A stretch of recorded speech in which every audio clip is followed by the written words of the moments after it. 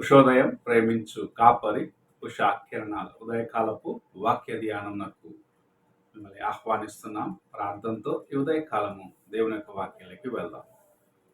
మమ్మల్ని మిక్కిలిగా ప్రేమిస్తున్న పరలోకపు తండ్రి, ఈ ప్రాతకాల సమయానికై వందనములు చెల్లించుకున్నాం తండ్రి. ఈ ఉదయకాలమున ఈ వాక్యము చేత నాతోనూ మాతోనూ మాట్లాడు. కార్యక్రమం వీక్షిస్తున్న ప్రతి ఒక్కరికి ఆశీర్వాదకరముగా చేయి. మా బలహీనతలను క్షమించుము, నీ కృపచేత మమ్మల్ని నడిపించు. యేసు పరిశుద్ధ నామం అడిగి వేడుకుంటున్నాను పరమ తండ్రి, ఆమేన్. ఈ ఉదయకాలపు ధ్యానముకైన వాక్య భాగము ఆది కాండము 21వ అధ్యాయము 22 మరియు 23వ వచనమును చదువుకుందాం.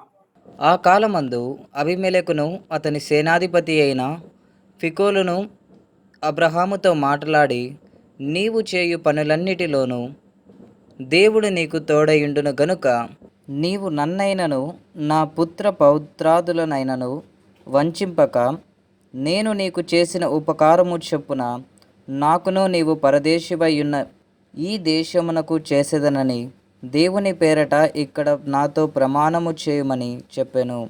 చదివిన వాక్య భాగంలో అబీమెలెకు అబ్రహాముకు మధ్యలో జరిగిన సంభాషణ, వారి మధ్యలో జరిగిన ఆ సంధి గురించిన కార్యం మనం చూడగలం.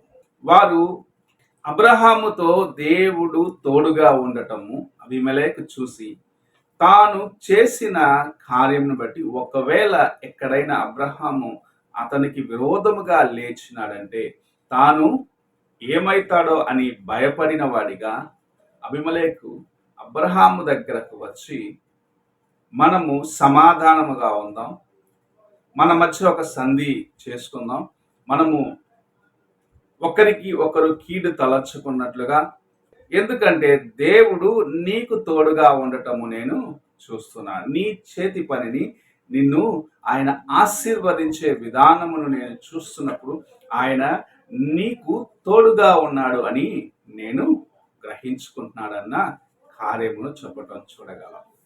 ఈ ఉదయకాలమున ఎంతమంది క్రైస్తవులుగా ఉన్న మనము, క్రైస్తవులు అని చెప్పబడుచున్న వారు ఇలాంటి ఒక సాక్ష్యమును కలిగి ఉన్నారు. నీతో దేవుడు ఉన్నాడు, నిన్ను ఆయన నడిపిస్తున్నాడు, నీకు విరోధముగా ఏ కార్యము చేసినను అది వర్ధిల్లదు అని ఎంతమంది ఈ దినమున దేవునికి ముందుగా ఇలాంటి సాక్ష్యమును కలిగి ఉండేదానికి, అన్యులు అయినను సరే, నీ పొరుగు వారైనా సరే, నిన్ను చూసి ఈ కార్యమును చెప్పగలుగుతున్నారా అనే ప్రశ్నను వేసుకోవాలి.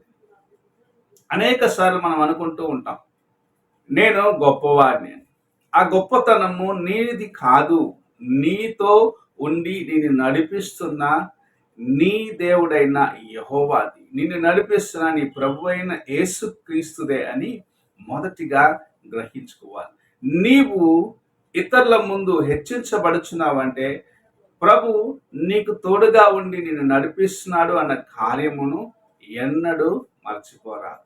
ఈ ఉదయకాలమున ఇలాంటి సాక్ష్యము కలిగిన వారిగా మనము ఉన్నట్లయితే నిజముగా అనేకులను దేవుని కోసము ఆదాయము చేసేవారిగా ఉండగలము.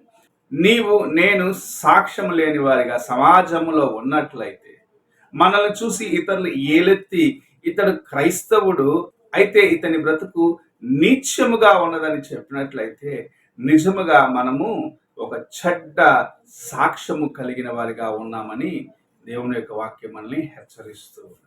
మన సాక్ష్యము, మనం నడుచుకునే విధానములో దేవుని మనం ఇతరులకు చూపించే వారిగా ఉన్నామా?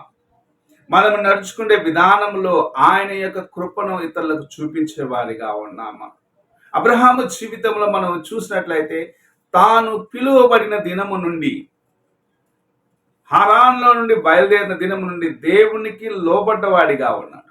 తనలో బలహీనతలు ఉన్నాయి, అయినను దేవుని మాటకు సర్వమును అప్పగించుకునే ఒక వ్యక్తిగా ఉండటం మనం చూడగలము.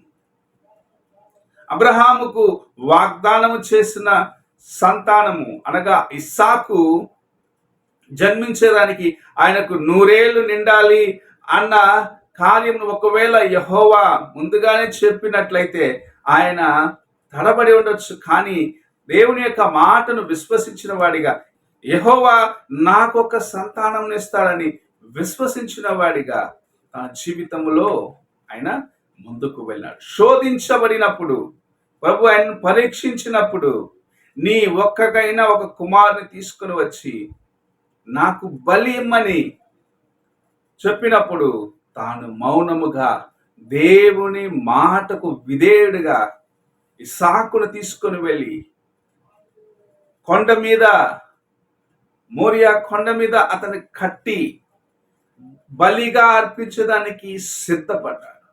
తన జీవితంలో ఏ కార్యము చేసినను దేవుని చిత్తమునకు లోపడ్డవాడిగా, దేవుని మాటకు విధేయుడుగా ఉన్నవాడిగా ఉన్నదాన్ని బట్టి నేటి వరకు మనకందరికీ మాదిరిగా ఉన్నాడు. ఈ ఉదయ కాలమున నీ జీవితము ఎలాంటి మాదిరికరమైనదిగా ఉన్నదా? నీవు ఉన్న సమాజంలో, నీవున్న స్థలములో నిన్ను గురించిన సాక్ష్యం ఎలా ఉంటుంది? అతడు క్రైస్తవుడు అయితే అతని నోటి నుండి వచ్చే మాటలు వినేదానికి చాలా కష్టముగా ఉన్నది. అతడు చేసే కార్యమును చూస్తుంటే చాలా అసహ్యముగా ఉన్నదని సాక్ష్యము నీవు కలిగి ఉన్నట్లయితే నీవు దేవుని యొక్క నామమును అవమానపరుస్తున్నావు. నీవు ఒక చెడ్డ మాదిరిగా ఉన్నావు. అయితే నిన్ను చూసి నిన్ను ప్రేమించిన ప్రభు, నా కుమారుడు, నా కుమార్తె నేను బాగు చేస్తాను అని చెప్పి నిన్ను వాడుకోవాలని ఆశించి నిన్ను తన యొక్క హస్తంలో తీసుకున్న ప్రభు తాను నడిపిస్తున్నప్పుడు తన యొక్క మాటలకు లోబడి నీవు నడిచినట్లయితే నిజముగా ఆ దినమున అబీమెలెకు అబ్రహామును చూసి చెప్పిన రీతిగా ఈ దినమున నిన్ను చూసి అన్యులైన వారు, నీ పొరుగు వారు ఇలాంటి సాక్ష్యమును చెప్పగలరు. ఈ ఉదయ కాలమున నీ జీవితము దేవుని కొరకు ఎలాగున్నది? నీ జీవితము దేవుని కొరకు సాక్ష్యముగా ఉన్నదా? నీ జీవితము అన్యుల మధ్యలో దేవుని నామమును హెచ్చిస్తున్నదా అని ఒక్కసారి నిన్ను నీవు ప్రశ్నించుకో. అలాగూ నీవు ప్రశ్నించుకున్నప్పుడు నీ నిజ స్వరూపము నీవు చూడగలవు.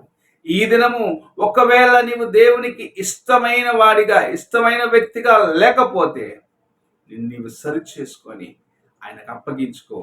నిన్ను కూడా ఆయన గొప్ప సాక్ష్యముగా అనేకుల మధ్యలో హెచ్చించే వాడిగా ఉన్నాడని దేవుని యొక్క వాక్యం సెలవిస్తుంది. ఈ సమయంలో నువ్వు ఎలాగున్నావో ఒక్కసారి నీ హృదయాన్ని ప్రశ్నించు, ప్రార్థన చేసుకో. మమ్మల్ని మిక్కిలిగా ప్రేమిస్తున్న పరలోకపు తండ్రి, ఈ ప్రాతకాల సమయమున మీరు మాకు అనుగ్రహించిన నీ వాక్యంను బట్టి వందనాలు చెల్లించుకుంటూ, మేము ఇతరుల ముందు నీ కోసము జీవించి నీ నామాన్ని గణపరిచే వారిగా ఉన్నట్లుగా మమ్మల్ని మలచుమని యేసు పరిశుద్ధ నామమున అడిగి వేడుకుంటున్నాను పరమ తండ్రి, ఆమేన్. తండ్రి అయిన దేవుని ప్రేమ, కుమారుడైన క్రీస్తు కృప, ఆదరణకర్త అయిన పరిశుద్ధాత్మ యొక్క సహవాసము ఇప్పుడును ఎల్లప్పుడూ తోడై ఉండి సదాకాలము నడిపించునుగాక. ఆమేన్.